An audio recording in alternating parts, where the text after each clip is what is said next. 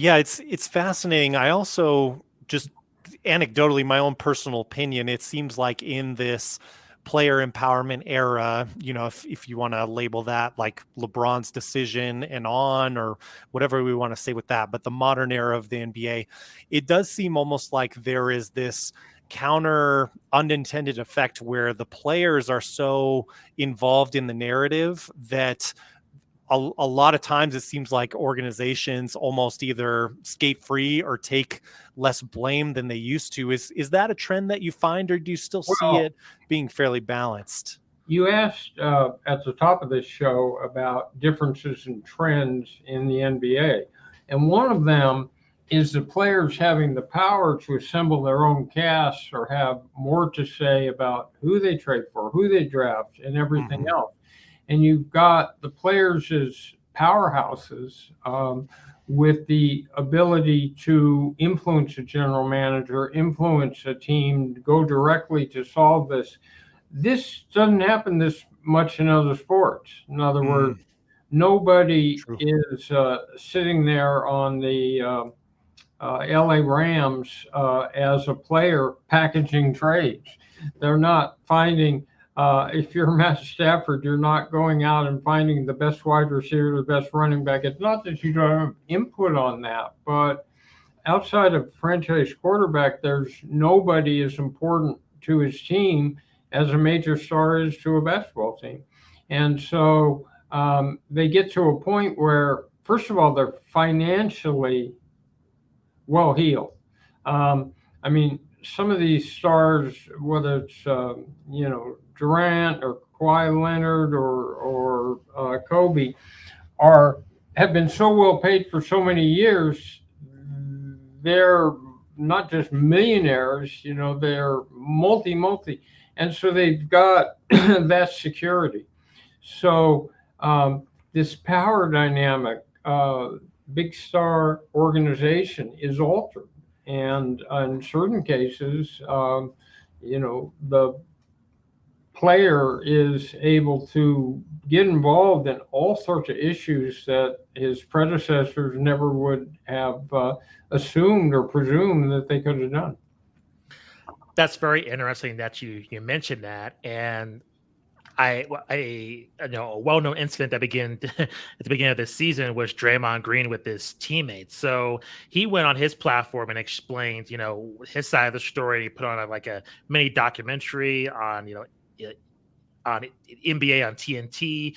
Like, how do you address that situation? Because you mentioned, in terms of any conflict within the roster or coaches. Yes, by telling the player not to do that. Yeah. By telling the player that you don't want to air that dirty linen.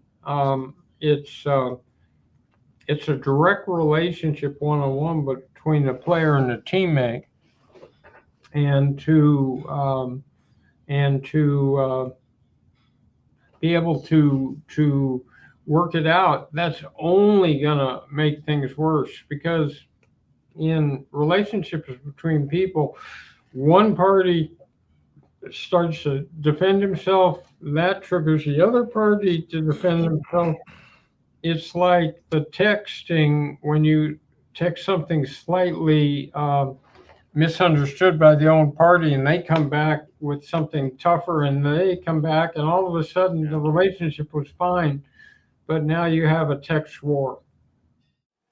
Yeah, it's interesting to see similar patterns repeat themselves, with this DA and kind of Booker Chris Paul situation. It kind of reminds me of a reiteration. Granted, very different individuals. DA hasn't had the dominance that Shaq had, but you think of like a Shaq Kobe type of scenario where Kobe was always kind of, I guess, resentful of Shaq, from what we've heard, just in his lack of work ethic in some instances, chasing that fame.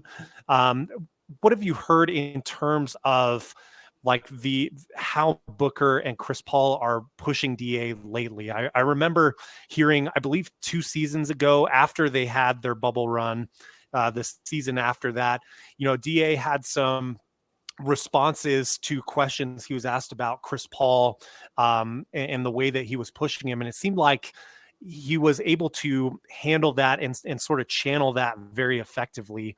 How do you think he's doing with that lately? And do you think that, Chris Paul and Booker have learned ways to kind of manage their sort of coaching and direction a little better?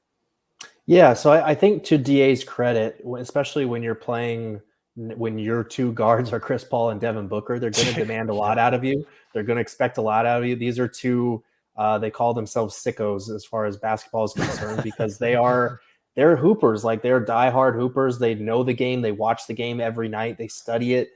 They look for every competitive advantage they can find. And DA is just not necessarily built that same way. He's not to say that these other guys don't have family values or whatever, but he's very, like I said, he's a fun-loving guy. He likes to enjoy living life, and basketball is not necessarily, at least the way he conducts himself, doesn't seem to be like the number one driving thing that gets him up in the morning. And that's totally fine. There's nothing wrong with that. But it can lead to clashes, like I mentioned. And I think he's done a good job during that time of being very receptive and open to constructive criticism, of taking a lot of the things that they tell him and putting it into action. The problem is with DA, it's hard to keep him locked in on those same things on a night-to-night basis. Like, it's not to say he's not focused or he doesn't try hard enough or whatever, but it feels like we go through recurring cycles of like, okay, now this is an issue again. So we address it, we talk about it. Now something that we had talked about before comes up again. Like, when we saw him in the playoffs during that finals run, that was the most incredible thing about him. Was a couple months before that, in the regular season, he was getting benched in fourth quarters because he couldn't stay on the floor against small ball lineups. And then you fast forward a few months to the playoffs, a switch just flipped, and he looked like an all NBA caliber guy. He looked like a future all-star on both ends of the court. He was their most consistent X factor throughout that finals run. And watching it, it's like, wow, this is what he's fully capable of when he's totally locked in every single game. It's hard to do that for 82 games in a regular season and then turn it up another notch in the playoffs. I will say I do think that the fan base's criticism of him, it can weigh on your mind, and it can make it harder to take direction when you feel like you're constantly the source of scapegoating, or you're constantly the guy that's pointed at. But he loves his guys, and Chris and Book, it's never coming from a place of like, you're holding us back, or like, you should be better than you are. It's always, we know what you're capable of. We are calling, this is something Monty says all the time, we're calling you up, not calling you out. I think that's how they approach it, but sometimes it can lead to tense interactions or some tension, because these guys are top competitors against some of the world's other elite competitors on a night-to-night basis. So one more question on that. When do you think the breaking point is? Because the Suns' expectations have changed. I mean, it's no longer just to, go to the Western Conference Finals or even go to the finals. It's to win a championship. So we have a few more years where the team's not meeting those expectations. Is there a breaking point, or do you think loyalty will win out? Just in the case of like Dirk and Dallas, where it seems like there was a huge loyalty to him, and eventually he did win the title. Do you see that situation playing out, something like with Dirk, or do you see it where the organization may have to part ways with Deandre if that performance is not improving, on a consistent basis? Well, I'm glad you brought up that example, because the key difference there is obviously Dirk was the face of the franchise. Sure. And here in Phoenix, DA is not that guy. He's a beloved guy, especially as a U of A alum and kind of a hometown kid. But, I do wonder what the breaking point might be, because the way that it's gone, I think the Suns are fine as long as they're winning. But guess what? Once you get to the playoffs, only one team wins it all. So at some point, someone's going home disappointed. And for a team that has title aspirations, if it's the Suns that goes home at any point during the playoffs, you have to wonder, unless it's the finals, you have to wonder, okay, are we getting close to a breaking point? Because a lot of times when the Suns get beat, it's not DA's fault, but there's a definite difference between their success and their failures based on how locked in he is. So I do think if there is a playoff series, especially like last year, where they start off great the first two games, they go up 2-0, and then they lose 4 of the next 5 to lose a series. If something like that happens again, especially if it's as early in the playoffs as it was last year, I do think there's a possibility that tempers flare up. Like I don't think we'll ever see a game quite like that Game 7 again, especially on their home floor. But something like that isn't out of the questions if the Suns fall short of expectations, especially if DA is the one that is not picking up the slack. Because right now, and we've seen this for the last 2 years, regular season kind of inconsistent. He's mostly been able to turn it on in the playoffs. If he doesn't do that and the Suns go home because of it, I do think there's a possibility that all of the external pressure, all of the outside narratives, all of that kind of builds up into something that words are said that maybe can't be taken back. And maybe at that point, the Suns do consider trading DA for that number 2 superstar alongside Book. Because the Suns have always kind of held the belief, looking around the league, like the Warriors won last year starting Kevon Looney at center. You don't need an elite center. Obviously, you'd love to have a Jokic or an Embiid, but most teams don't have that guy, and a lot of the teams that have won titles recently don't need that guy. So rather than devoting max money to a center who doesn't really create much of his own offense and has been kind of disengaged at times on defense, I do think if this season goes south and he's part of the reason why, they could look to move him in the offseason, and he might, his trade veto privileges come up. They end after a year from his signing. So it's a possibility for sure. Yeah, it's great points. And it's hard to imagine that you could, as a franchise, just any franchise, not only the Phoenix Suns, but go through this window where you have such high expectations. And then, in Phoenix's case, I mean, it seems like if they miss out on this window where they have Chris Paul on the roster, then it's kind of everyone except Booker is on the table is how I would kind of see it. But I guess you never know what can happen, and mention that like cornerstone that they potentially have moving forward, because DA is still so young. Wanted to get your thoughts on the West in general, kind of versus the Eastern Conference. The Eastern Conference is so lauded with the Celtics. And of course, the Nets make a lot of headlines for various reasons. But how do you see the Western Conference stacking up against the Eastern Conference? I mean, do you think there really is as big of a disparity between the two conferences as it seems like is kind of the general narrative right now? Yeah, I think it's a valid point. It's wild because it wasn't that long ago that the West was just significantly better than the East year in and year out. Yeah. And now the pendulum's kind of shifted a little bit.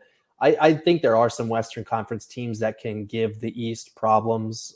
You look at the teams over there, the Celtics are obviously the elite team out there. The Sixers have come on really strong in recent weeks. The Nets have a ton of talent. And then there's the Bucks, who you can never count out once Chris Middleton is fully healthy. They've got championship experience. They could easily win a title again. I don't think the margin for error is quite as large with some of these Western Conference teams, especially because of the way the standings are so jumbled. It's going to be a bloodbath just to get there. Yeah. I think in the East, you can point to 4 teams that could probably win it. In the West, you could honestly name like 7 or 8, and I wouldn't fault you for thinking that they could win it all. Like the Kings are number 3 in the West and look good. But I do think I look to the Nuggets, the Pelicans, and the Suns as 3 teams that I think could honestly put up a good fight in a series. I think the Pelicans would probably fall short in a finals series because they just don't have the experience. They're a little bit younger. They've only got 1 playoff series under their belt in the last however many years. The Nuggets are a team that I think could make some noise. They're just a very complete, solid team. And then the Suns, if they get healthy, I don't think people should forget so quickly how good Booker was before he got hurt and how good the Suns team was last year and even this year before the injuries started piling up. Yeah, it's fascinating because kind of the only, I guess, 2 teams that I would say have like a solid track record are both struggling mostly due to injuries, but also other things would be, of course, the Suns that you mentioned and the Warriors, who have had their struggles this year. So I wonder too, how much that throws off like our perception of the true strength of the Western Conference. Yeah, it definitely does. And you mentioned it, like the Suns are not the only team that's dealing with injuries. Like the Pelicans, they've been missing Zion and had been missing Brandon Ingram for a long time. The Warriors missing guys left and right. You could go down every single team in the West and be like, oh yeah, that guy missed significant time. That guy's out. It's hard to keep track, honestly. So that makes it even more difficult to create separation, and it makes it more difficult for us to tell, like, okay, who's actually good in the West? It might just come down to who gets healthy and who hits their rhythm at the right time, which I think is something that the Suns are holding on to hope, as far as like, there's nobody that we're scared of in the West. As much as Ja Morant pissed off the entire league by saying that we're not scared of anybody in the West, he's kind of right. Maybe not for the Grizzlies specifically. They don't have a great record against the West, but like everybody in the West, slots 1 through probably 10, should feel like if we make a good trade at the deadline, or if we get healthy, we've got a shot at making a decent playoff run here.